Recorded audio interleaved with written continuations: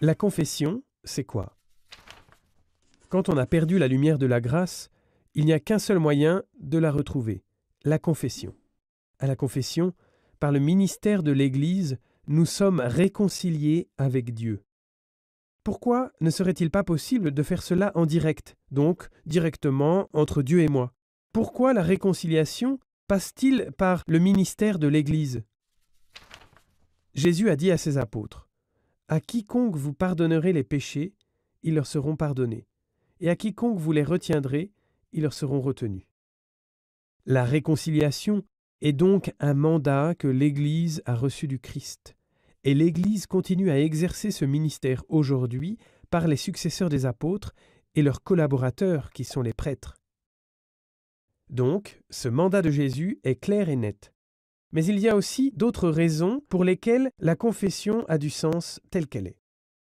Dieu laisse l'homme prendre part à l'œuvre de la rédemption par les sacrements. Et c'est ainsi que le prêtre, durant le sacrement de la réconciliation, est un instrument du Christ. Il ne s'agit pas de sa propre force, mais c'est le Christ qui agit en lui.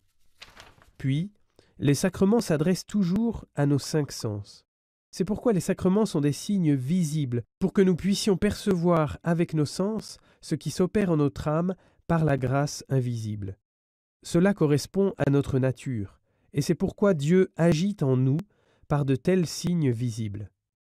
Durant la confession, il ne se passe pas autre chose, car nous pouvons entendre dans l'absolution que nos péchés sont vraiment pardonnés. Troisièmement, le chrétien n'est pas un guerrier solitaire devant Dieu. Il est un membre du corps mystique du Christ. Et quand un membre du corps est malade, tout le corps en souffre. Par exemple, alors que l'Église parle de l'amour de Dieu et des hommes, et que certains membres de l'Église se comportent différemment, cela fait du mal à toute l'Église. Nos péchés nuisent à sa mission et à sa crédibilité. C'est pourquoi il convient qu'on célèbre la réconciliation avec Dieu comme également une réconciliation avec la communauté ecclésiale. La confession comme sacrement et service de l'Église visible a donc du sens. Mais ce n'est pas seulement raisonnable. La confession est aussi une aide importante sur notre chemin vers Dieu. Elle procure 3 effets. Premier effet, la confession purifie. De même que c'est bien pour le corps d'être lavé régulièrement, ainsi l'âme profite de la confession. Tous ceux qui se repentent sincèrement sont donc purifiés de leurs péchés. Deuxième effet, la confession guérit.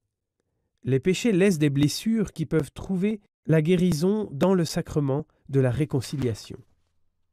Troisième effet, la confession fortifie. Une bonne médecine ne fait pas que guérir, elle fortifie également. Il en va de même avec la confession. La confession est donc une aide énorme dans notre vie. Elle purifie, elle guérit, elle fortifie.